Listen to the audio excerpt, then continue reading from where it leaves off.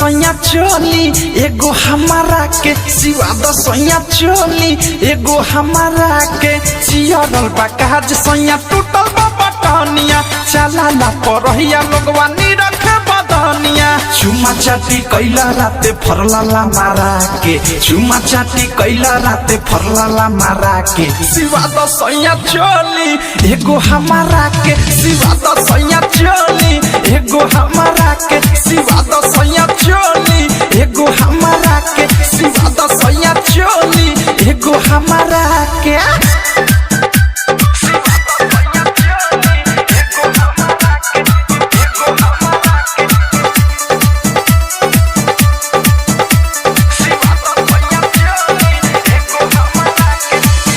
लावा कपड़ा तू किन एगो राजा रंगीन आज जाके दरजिया के दे दी नहीं बोला तारा हूँ मजा मारा तारा तू ना देव तो बोला हो के दी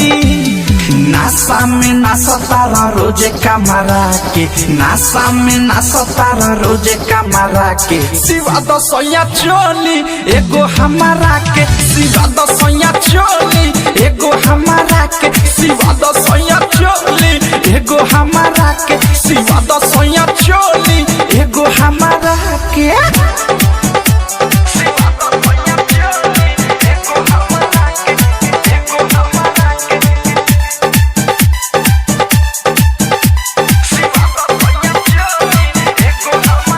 हसे प्रेमी अवधेश अनुराग या मुकेश संगे थारुआ मिठू मिसाइल नाही कर तारा खुश तू त बारा मखी चूस चोली आज ले एको नसियाइल